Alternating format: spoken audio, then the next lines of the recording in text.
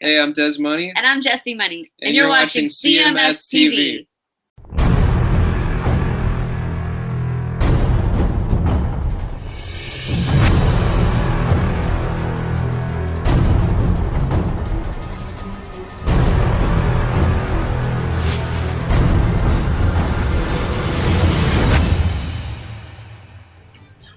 From a great Journey tribute band. No, that is a band, or a individual rather. Okay. By the name of Lee Small. Yeah, I interviewed Lee like a month ago. Did you? Yeah. That's Die to Live. That was by request by Phil Ooze. Yeah, I just talked to that guy like a month ago. Yeah. You know what that sounds like or reminds me of? What's that? You remember back in, I think it was like 90 something, 93? Okay. The Storm. Yeah. I've got a lot to learn about love. Right? That was them, right? Yes, I do. Yeah, there it is. Yeah, I remember that band. That was when Journey was broken up, right? Yeah, that's Kevin Chalfant. Right. Let's see. YouTube. Yeah, I know that tune. Yeah, but that's what that reminds me of. Yeah, it sounds about exactly the same. Yeah. Let's see. Here, I'll play a little.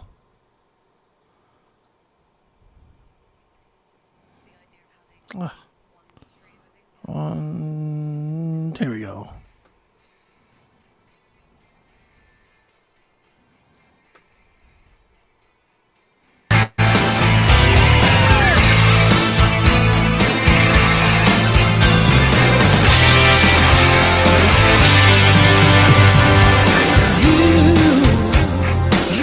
Are the one, you're all I've been thinking about, and I'd give it all away, only you are here beside me. For one moment, you're so close, I can feel you breathe. For one moment, now you're all I know that I need. Just when I thought you were that to depend on. Sounds just like Perry. Don't you know that I've tried everything I know to do? I wouldn't ever die for you. I just wanna know why, 'cause I've got a lot to learn about love. Oh yeah, the only girl I care about is gone. She's gone. Teach me about love. I like it. Yeah. That I remember when that song hit the airwaves and everybody Sure. thought Journey was back. Yeah. You know, Jim, suck a dick. That was a good song. But it was just like, because, Journey was broken up at that time. Yeah. And, everybody thought this is a new Journey song. Yeah. But it had Greg Raleigh, who's an original member of Journey, and Kevin Chalfant, who has a very Steve Perry-ish sound to his voice, and Sure. Rock Gallery and Steve Smith. Strangely enough, the ones who got kicked out of the band. Right. Isn't that weird? So many years later that those guys got booted from the under the the banner of Journey. Mm-hmm. But they're the ones who also put that Storm together. Yeah. They just said fuck it and went on without him. Yeah. But they were probably sitting around doing nothing. And it's just like, you know what?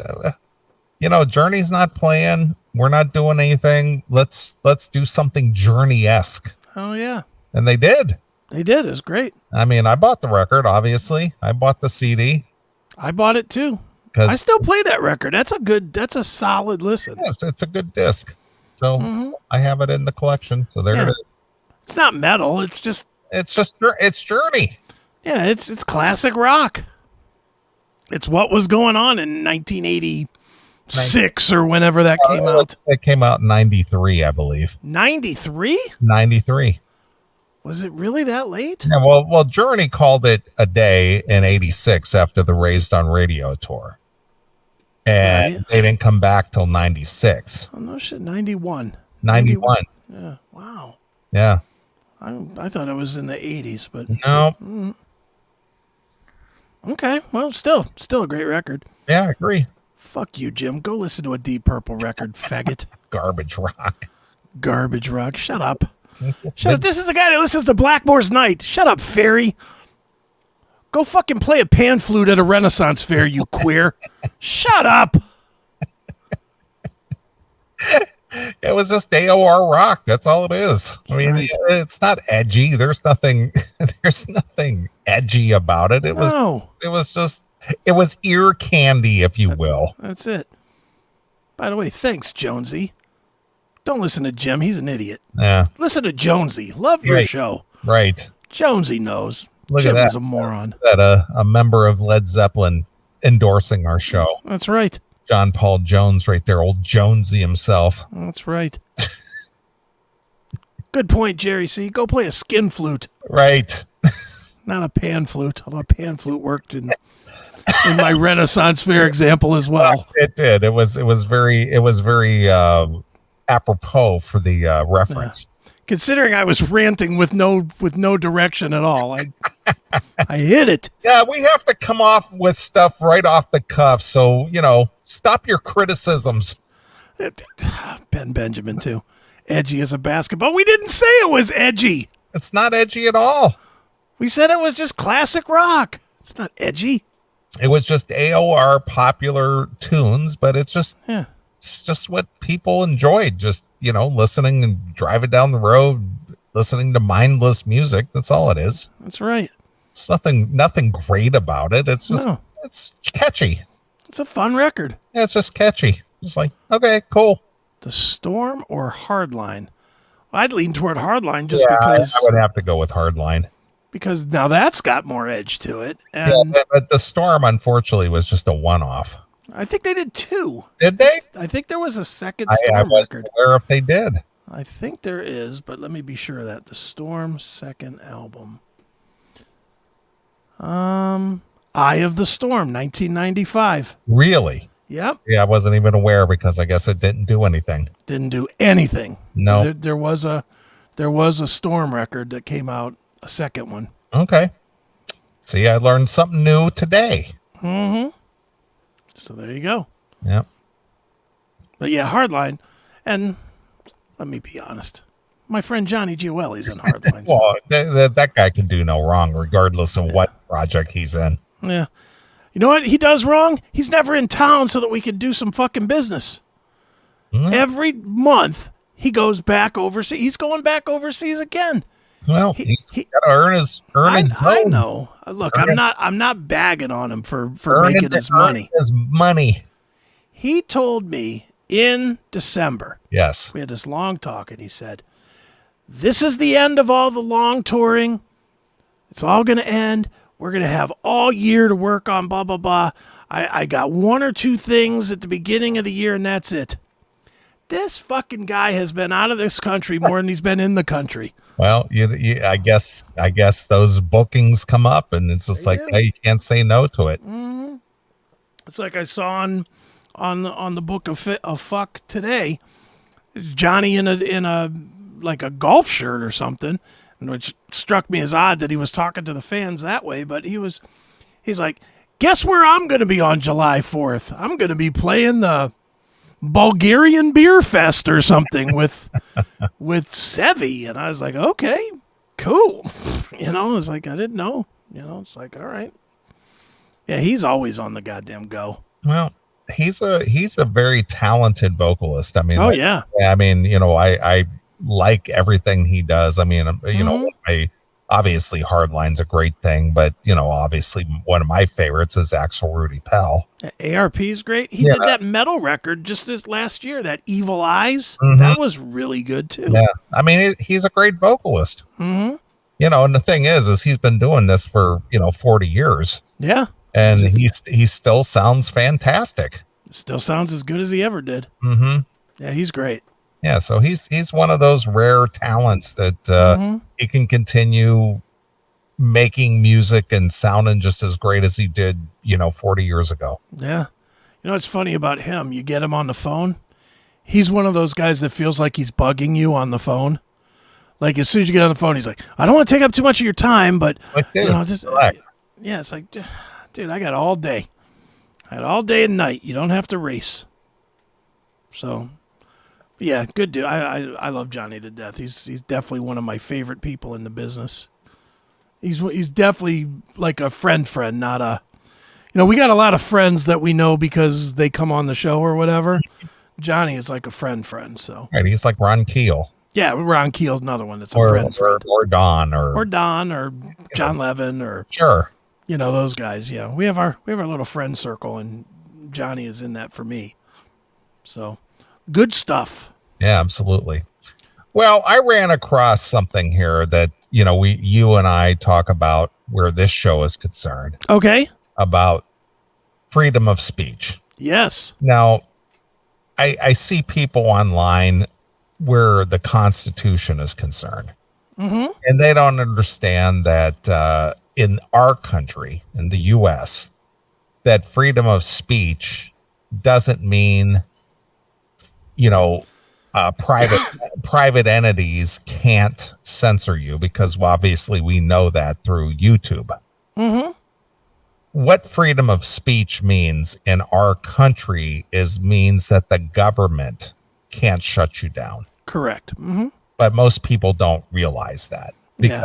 because when they get censored by an entity such as YouTube, they go, whatever happened to freedom of speech? It's Yeah. like, well, it doesn't apply to YouTube. It applies to the government shutting you down.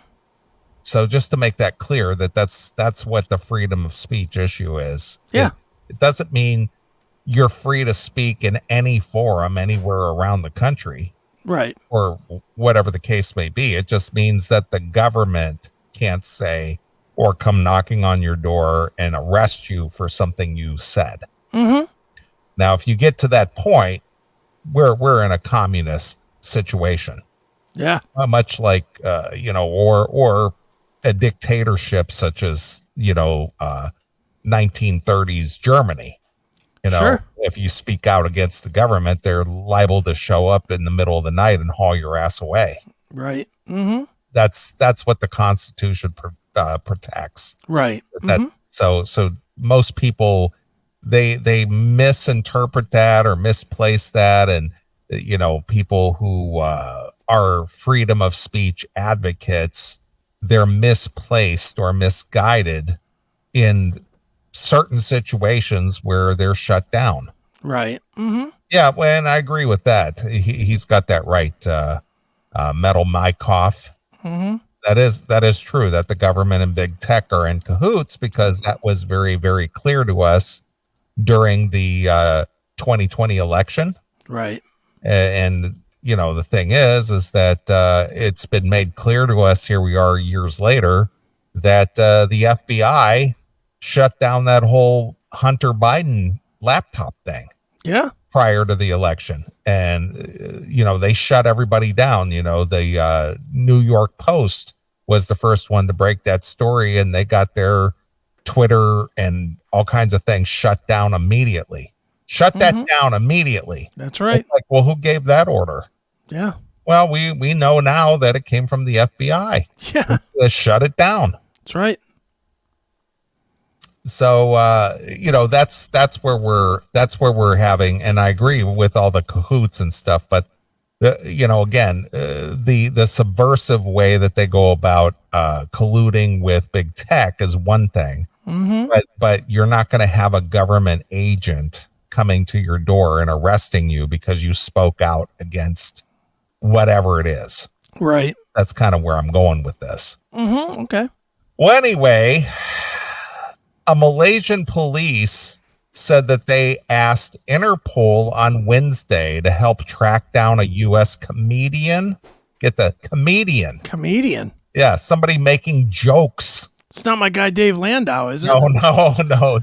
Dave's a good dude. I hope to meet him someday. But yeah. Well, didn't you say he's coming to your area? I'm not aware of it. Okay. Well, we'll find out. Yeah, Anyway, again, just as a quick subplot, yes. don't forget that Dave's show debuts on Monday. So. All right. Well, make sure you throw those links up there and make people know. I will definitely do that. But anyway, now this is Malaysia. This is not the U.S., but the Malaysian police said that they asked Interpol, which is the international police, right, to help track down a U.S. comedian after she made a joke about the disappearance of Malaysia airline flight MH370. A request that the comedian called ridiculous. Now, didn't that happen in 2015? Yeah, it's been a while. It's been, 8 years or so? Well, she must have hidden that plane. Yeah. but again, how dare you make a joke? Should we be talking about this here? Yeah. Are the Malaysian police going to come after us? Right. Or the Interpol? I mean, seriously, though. Jocelyn Chia, I think that's how you say her name, Chia. Yeah. Told the joke during a set at the Comedy Cellar in New York City. Now, mind you, she did this here in New York. So she told a joke here, and the Malaysian police wrapped in Interpol to capture her? Yes. Jesus. To track her down for making a joke. Well, I'm just going to say to the Interpol people, I find this joke completely offensive, and I stand with you in capturing this bitch. Go get her. Don't arrest me. She did a joke during a set at the Comedy Cellar in New York City, reportedly in April, as she riffed on the historically testy relationship between Malaysia and Singapore, where she was raised. Now, mind you, she's Interpol smoker.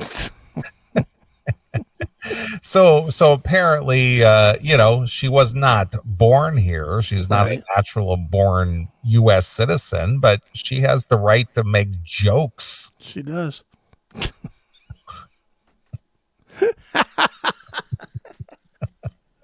Funny. MH370 went missing March of 2014, almost 10 years ago. Yeah.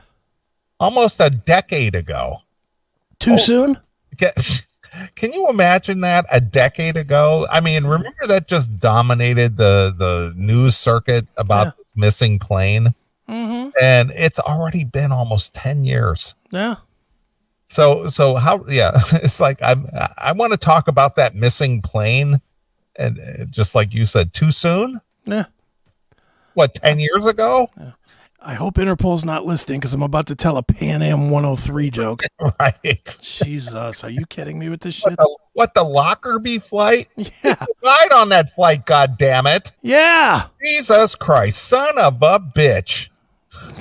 You're telling jokes about that? How dare you? Oh, my God.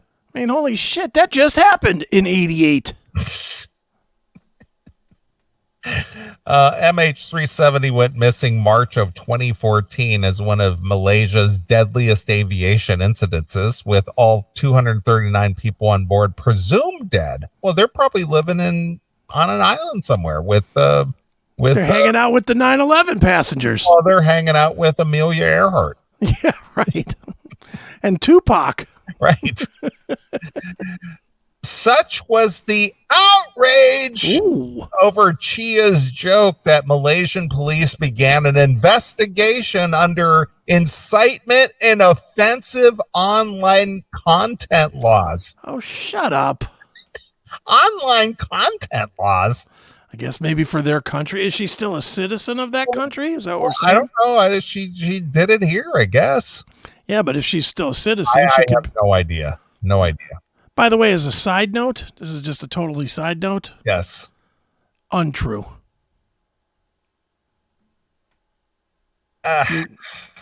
You know, not hot. No, I mean she's annoying. I mean, obviously she's a liberal cunt bag, but oh yeah, she is the definition of a cunt. Yeah. But hot? No. Oh, and then when she popped up naked online, whew, that was not good. I didn't see that. Yes, I would pop it up, but then we would get for sure shut down on all the Right. platforms. And then you'd have Interpol after you. Yeah, because she shows her big, Because nasty, that's what hairy would happen. bush. That's what would happen if you took a look at her. Your pole would be inner. Yeah, it would crawl all the way in. That's what I'm Be saying. an any pole. Any pole. Be an any Exactly. pole. Yeah. On Tuesday, Malaysia Police Chief Akril Sani Abdullah, Sani Abdullah. yeah, Guilty. Sorry, Interpol. I'm said- sorry, Interpol. said that they would ask Interpol to help locate her, Oh, good. according to the Malaysian news agency. Right. The head of the police in the southern state of Johor said in a statement that a request had been filed on Wednesday.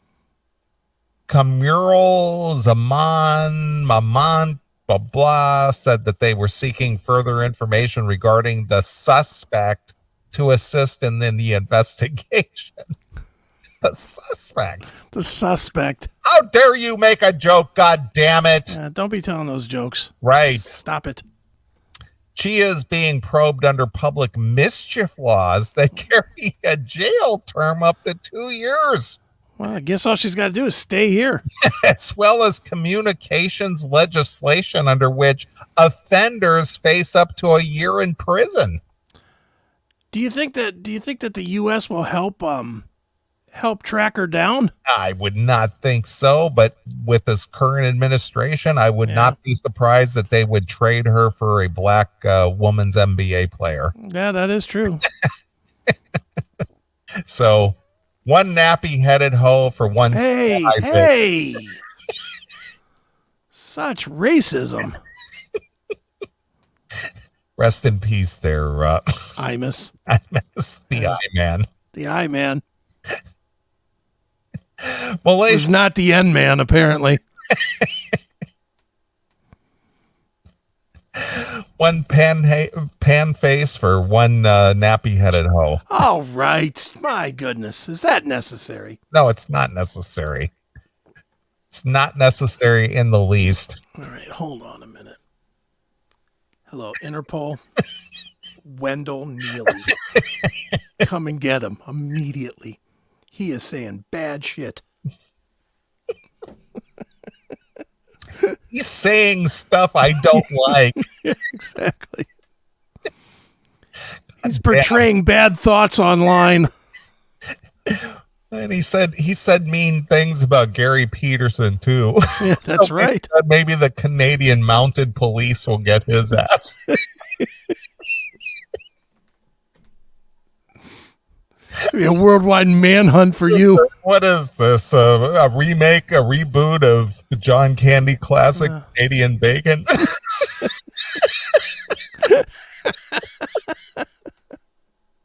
Holy smokes.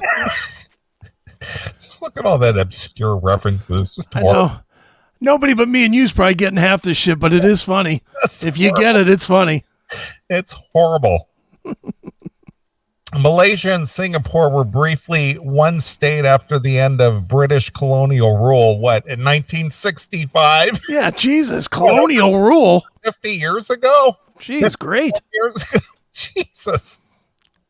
What does King Charles have to say about this? God damn. Chia, she is an American citizen who was born in the U.S., said in her routine that the city-state had since become a first world country and that Malaysia airplanes could not fly. So what? All right. She's an American citizen born in America and they're trying to extradite her to Malaysia? Yeah, they're trying to hunt her down. Get the fuck out of here. That's my point. Malaysia Airlines going missing, not funny. Huh? She continued, some jokes don't land. Or planes. That's kind of what she said. It caused an uproar on social media, followed by condemnations by top Malaysian officials, including the foreign minister. Oh my God. Jesus Christ. Can you imagine if we were getting attacked on social media by fucking Joe Biden because we said he was a puddin' fuck? Can you imagine that shit? Why in the world would a government give a shit what some fucking low-level comedian has to say? And I use the word comedian lightly because, as somebody pointed out, female. Yeah, right. So, Comedienne. so stop. Right. I am appalled by horrendous statements, Singapore's foreign minister Vivian Blacker tweeted. They tweeted. This is the whole thing. In my opinion, this is coming from me directly. Mm-hmm. Anyone who tweets anything, meaningless. Meaningless, yeah. Meaningless. I still to this day, I know it's a thing. I know people use it all the time, whatever. But whenever I see a story of any sort, and they start, lead, or finish with "according to Twitter," Yes. it's like that doesn't mean anything. That means absolutely nothing. Right. You know, because according to Twitter, everything is fucking wrong. Right. Stupid. We treasure our ties with family and friends in Malaysia and are sorry for the offenses and hurt caused to all Malaysians. Oh, wow. Jesus. Chia, however, has stood by her joke despite the intense backlash. It is pretty intense. I got to give her that. She's not... Normally, we'd be laughing at the fact that they'd be saying, you know, that it's crazy or it's intense or whatever. That's pretty intense to tell a joke about a plane crash from 10, 15 years ago and have a government come after you. Yeah, but that's the whole thing. Don't you joke about that. It hurt our feelings and shit. You know what? Fuck you. We don't care about your goddamn country. How about that? Yeah. Fuck off. You lost a plane, so own it. Yeah, we've lost a bunch of planes. The former lawyer of BBC News that the reaction was overblown and she was not making fun of tragedy and victims, but was trying to find humor in tragedy. Because that's what comedians do. That's what, again, regardless of how much you put stock in her talent as a joke teller, Yeah. she's a comedian. Yeah. That's the whole idea. I'm making a joke because I'm doing silly stuff. There's been a million fucking 9/11 pancake jokes. A million of them. And, you know, did the people die? Yeah. Does it suck? Yeah. Was it 25 years ago? Yeah.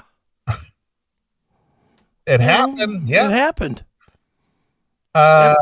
She had told BBC News that roasting or poking fun at the audience is part of comedy club culture in New York, where she is now based. She said American comics have in the past used September 11th terror attack There you go. fodder for their jokes. Yeah. Yeah, I just stop with this. But the Malaysian government needs to shut the fuck up. I know. It's ridiculous. Americans can appreciate humor that is harsher, edgier, and more in your face as compared to in Asia, where the stand-up comedy scene is still in its early days. You won't find a lot of edgy comedy in Asia, she said. You're kidding. What? Because they're liable to haul your ass away. Yeah, no kidding. That's the whole reason. They'll throw you in one of those grinders that grinds up refrigerators and Right. shit. Right. Chia was defiant after the Malaysia's move to involve the international police, tweeting, "Would love to see the face of the Interpol officer who received this request." Oh, that's a good point, too. It's like, you want me to do what? So you're saying she told a joke, Yeah. and you want me to go get her? You want us to go find her? She didn't commit any law. She didn't break any law. Well, she had incitement online. Enough with that bullshit. God damn it. What did she incite? Somebody to wreck another plane? She didn't incite anything. She told a fucking joke. She told a whimsical tale about something that already happened. That's not inciting anything, you dipshit. Jesus. But it hurt our feelings and stuff. Idiots. I mean, well-intended people. I don't want them coming after me now. Well-intended people. How about that, huh? Insane. We got to do whatever we have to do. You shut this bitch down Yes. immediately. She can't say those things. Yeah, shut her down. Immediately. God damn it. Idiot. I mean, Allah damn it, or whoever it is that they worship over there. Yeah, I don't know. I don't know nothing about Malaysia. Ow. Just go away. So there you are. You can't don't you joke about this shit. That's right. Don't do it. So I just thought you would find that Oh fun. yeah, it's insane. Nuts.